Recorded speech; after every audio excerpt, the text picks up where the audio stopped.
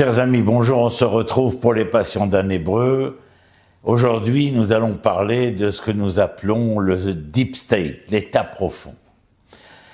Alors cet état profond est entré en scène, du moins c'est ce qu'il semble.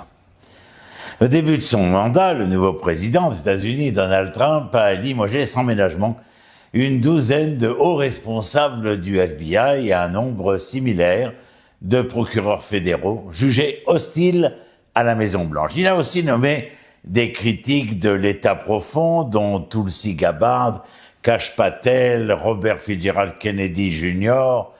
Tous ceux-là ont été nommés à des postes ministériels et en même temps, il a émis des décrets ordonnant la déclassification de tous les documents liés aux assassinats des frères Kennedy et de Martin Luther King Jr. Pendant ce temps, le département de l'efficacité gouvernementale, dirigé par M. Elon Musk, a démantelé l'agence favorite de la CIA, celle que l'on appelle l'USAID. Compte tenu de la centralité de l'État profond dans la vision du mouvement Make America Great Again, nous l'appellerons MAGA, la simple prononciation de cette expression vous classera immédiatement comme un partisan de Trump. Mais jusqu'à récemment, ce concept était l'apanage de la gauche politique. Comprendre ses origines et son évolution montre clairement que les enjeux sont bien plus importants que le seul destin politique de M. Donald Trump et du mouvement MAGA. L'État profond est un cancer qui mine la souveraineté populaire. Ceux qui souhaitent restaurer un régime démocratique, quelle que soit leur orientation politique, doivent donc le prendre au sérieux, à mon humble avis. L'expression elle-même, état profond, est apparue dans le vocabulaire anglais dans les années 90 du siècle dernier, lorsqu'un groupe de chercheurs qui l'empruntait aux Turcs, aux Turcs, l'utilisait très occasionnellement. Mais c'est Peter Dale Scott, professeur émérite à l'université de Berkeley en Californie, qui a popularisé le terme parmi les chercheurs critiques de gauche sur les actions secrètes. Il l'a utilisé pour la première fois dans son livre paru en 2007, La route vers le 11 septembre.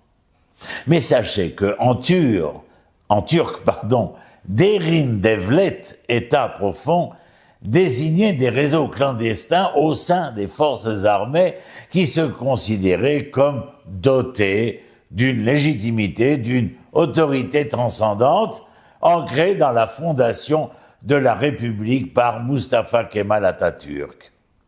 Cette autorité, pensait-il, leur permettait d'utiliser des moyens extralégaux pour protéger l'État des menaces externes et internes, notamment celles émanant de la gauche marxiste laïque et de la droite religieuse islamiste. On craignait que ces deux menaces n'utilisent la démocratie turque nouvelle pour modifier l'orientation politique du pays. Fort de ces idées, certains éléments de l'armée turque se sont livrés à diverses formes d'ingérence politique.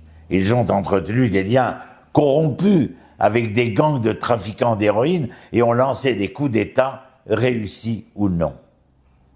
À mesure qu'il s'est répandu au-delà de la Turquie, le terme État profond s'est adapté pour décrire des réseaux similaires dans d'autres pays.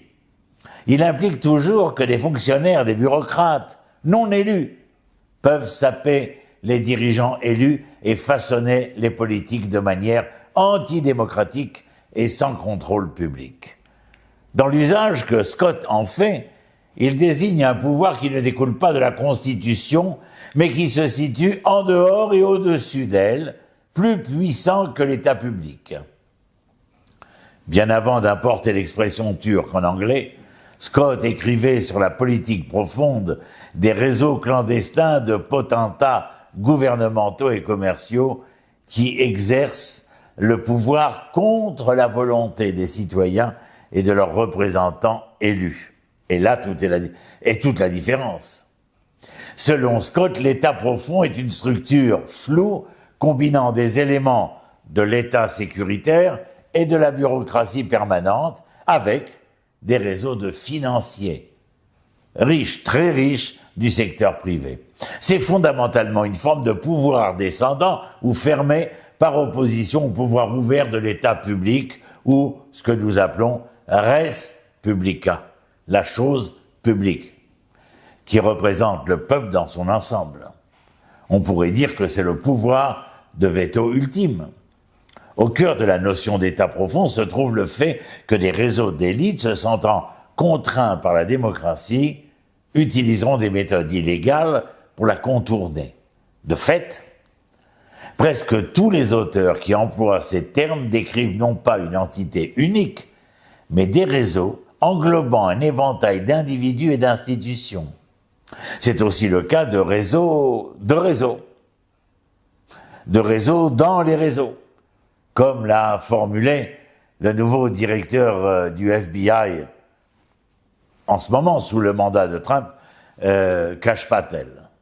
Dans son livre de 2022, American Exception, Empire and the Deep State, M. Aaron Good développe les idées du Scott dont nous parlions en une théorie tripartite de l'État.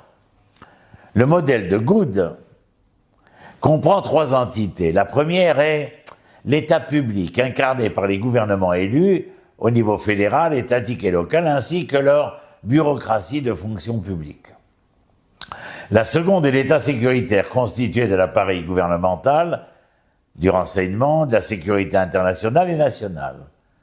Finalement, il y a l'État profond, secret et informel, irresponsable, constitué de réseaux au sein des deux autres strates dont nous venons de parler, du pouvoir étatique. Ces réseaux s'entendent jusqu'au pouvoir économique du secteur privé, incluant à la fois le monde de la richesse privée et le monde souterrain du crime organisé. Ces réseaux exercent des formes secrètes et illégales de contrôle antidémocratique, notamment le chantage politique, l'ingérence électorale, les systèmes de financement officieux, les assassinats et les états d'urgence constitutionnels et les coups d'État de facto. Je parle d'un point de vue global dans le monde, particulièrement celui qui nous intéresse, c'est le monde occidental, mais il est bien évident qu'il existe un même système, malgré le joug du Parti communiste chinois ou le joug du pouvoir politique de Vladimir Poutine. Les archives historiques regorgent d'exemples du type de réseau de pouvoir clandestin décrit par Scott et par Good. L'ingérence de la CIA dans les élections italiennes de 1948, l'implication de cette même agence dans le trafic d'héroïne de la mafia corse, qui s'est finalement transformé en système de financement de sa guerre secrète au Laos. La répression violente et souvent illégale de la gauche par le FBI dans le cadre de son programme de contre-espionnage durant les années 60. Le scandale Iran-Contra, dans lequel des réseaux de l'État profond ont vendu illégalement des armes à l'Iran pour financer les Contras nicaraguayens d'extrême droite au mépris de la loi, et l'importation massive de cocaïne aux États-Unis par des avions affrétés par la même CIA, comme l'a documenté le Sénat américain lors d'auditions retransmises en direct durant l'été 1987. La capacité de l'État profond à contourner et à saper le régime démocratique nous ramène à la question fondamentale de la souveraineté politique. De quoi parle-t-on? Qui la détient?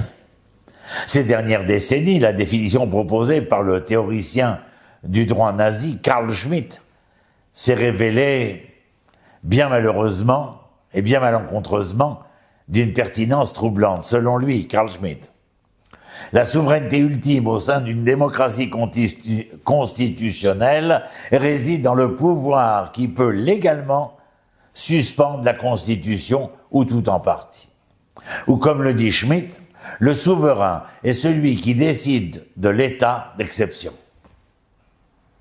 La plupart des constitutions libérales contiennent effectivement des clauses permettant leur propre suspension en cas d'état d'urgence ou d'état d'exception, selon le point de vue des pouvoirs politiques.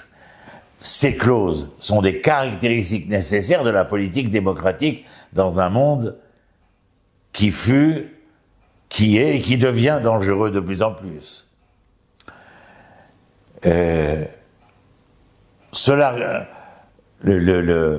Ces caractéristiques constituent, bien entendu, volontairement un pacte suicidaire d'un régime démocratique avec lui-même. Et dans son ouvrage « État d'exception », publié au début de la guerre mondiale contre le terrorisme, le théoricien politique italien Giorgio Agamben a exploré les dangers de cette fêlure juridique. La dictature nazie, comme il l'a souligné, était une rupture juridique avec la démocratie autorisée par l'article 48 de la Constitution de Weimar. La littérature sur l'état profond souligne l'importance des urgences politiques, même en l'absence d'une suspension formelle, totale de l'autorité constitutionnelle. Les urgences politiques créent un espace. Celui-ci permet aux acteurs politiques, en quête de secret, de passer outre les électeurs, de contourner la responsabilité légale et de gouverner par décret. Les historiens de l'état profond voient ce dernier se développer régulièrement pendant le projet d'hégémonie mondiale de l'Amérique d'après Seconde Guerre mondiale. La politique étrangère de la guerre froide et l'hystérie anticommuniste intérieure ont donné libre cours à des opérations toujours plus illégales de l'État sécuritaire américain. Cela a permis au réseau de l'État profond, tant à l'étranger qu'à l'intérieur du pays, de se métastaser en ce que M. Good appelle un régime secret imposé par le haut. La plupart des écrits de l'État profond provenaient de la gauche radicale. Ils incluent les productions d'historiens universitaires, de journalistes, des documentalistes et de théoriciens politiques aux États-Unis et à l'étranger. Avec l'ascension politique de Donald Trump, la situation a commencé à changer. Ce n'est qu'en 2016, année électorale, que l'appareil conceptuel des études sur l'état profond a commencé à circuler parmi les conservateurs. En septembre 2016, Mike Lofgren, ancien membre républicain du Congrès, a publié « L'état profond, la chute de la Constitution et la montée d'un gouvernement fantôme ». Lofgren, Steve Bannon et d'autres personnalités de droite ont probablement repris le concept d'état profond d'Alex Jones. Celui-ci, bien qu'il soit aujourd'hui un anathème à gauche, proche de Donald Trump bien entendu, était autrefois un libertarien populiste, anti-impérialiste et pacifiste proche de la gauche, quand il était présent sur la chaîne publique d'Austin. À la lumière des diverses tentatives visant à empêcher Trump d'accéder au pouvoir et à l'évincer de la Maison-Blanche, les piliers du mouvement MAGA, Make America Great Again, se sont tournés vers l'idée de l'état profond. Celle-ci offrait un moyen de comprendre les liens entre la campagne Clinton, les anciens espions britanniques, le FBI et les médias grand public. Plus tard, la pandémie du Covid a renforcé la nécessité de réfléchir à ces réseaux de pouvoir informels et aux états d'urgence. Aux États-Unis, le Covid a conduit à la proclamation de l'état d'urgence par les gouverneurs, entraînant confinement, passeports vaccinaux, licenciement massif de fonctionnaires. Parallèlement, les responsables fédéraux s'efforçaient d'étouffer les discussions sur les origines du virus et de censurer le débat public sur les liens entre les agences de renseignement, le monde scientifique, les ONG et la classe politique. Cela a donné naissance à un sous-genre de théorie de l'état profond centré sur la pandémie. Un autre ouvrage, celui d'Aaron Kheriaty, The New Abnormal, The Rise of the Biomedical Security State. Comme exemple, ce livre-là, bien que n'étant pas un ouvrage de gauche, aborde directement les critiques de gauche de l'état profond. L'historiographie des assassinats politiques a joué un rôle majeur dans l'évolution de la théorie de l'État profond. Les 2 tentatives d'assassinat de Donald Trump ont attiré encore plus l'attention sur les études sur cette dimension-là de l'État profond. L'histoire des assassinats politiques révèle sans cesse l'existence de réseaux secrets. Ceux-ci se trouvent dans l'appareil de sécurité de l'État. La bureaucratie civile, le monde des ultra-riches et le crime organisé. Ce n'est pas un hasard si, suite aux événements de Butler en Pennsylvanie, la famille Trump s'est rapprochée de Robert Kennedy Jr. Ce n'est pas non plus un hasard. Si l'administration Trump s'est engagée à déclassifier tous les documents relatifs à l'assassinat du père et de l'oncle, John et Robert, ainsi que de Martin Luther King Jr. Si l'administration... non, pas Martin Luther King Jr., mais Martin Luther King lui-même. Si l'administration tient ses promesses, le déclin des médias traditionnels, dû en partie à leur biais de plus en plus flagrants et à leur lien avec des opérations secrètes du pouvoir, nous place dans une position ambiguë. D'un côté, on peut se réjouir que l'opinion publique et la critique aient pu s'éloigner partiellement de l'emprise des pages éditoriales guindées des vieux quotidiens métropolitains et de leur système d'amplification. Le journal télévisé du soir, lui, le haut-parleur de toute cette presse. Mais de l'autre, la capacité institutionnelle du journalisme d'investigation à grande échelle a considérablement diminué. Si des vagues de déclassification se produisent, la blogosphère, les podcasts et tous les nouveaux médias alternatifs devront travailler dur pour assimiler ces documents primaires et auront besoin de ressources pour y parvenir. L'État profond, mes amis, dépend du secret, raison pour laquelle il le promeut compulsivement.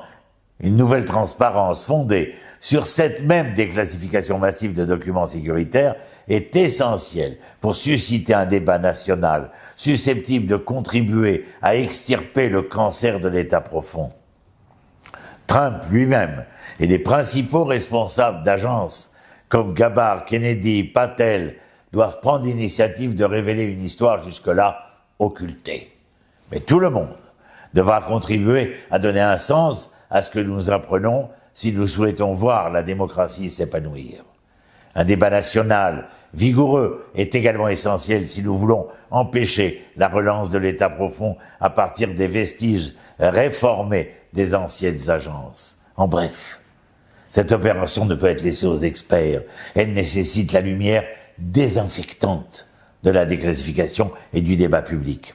Si on ne rend pas les archives publiques, on verra clairement que les efforts de Trump contre l'État profond ne sont que de simples règlements de compte entre initiés.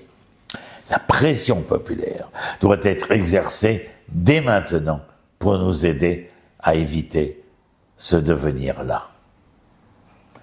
Vous avez compris que lorsque nous parlons des États-Unis, nous parlons de l'Occident, de l'ensemble des composantes démocratiques occidentales, quelles qu'elles soient, y compris celles d'Israël, leçons à apprendre, à revoir, à relire, à réécouter, car je pense que nous sommes, sur une voie qui n'est pas celle de garage, mais au contraire une voie très révélatrice.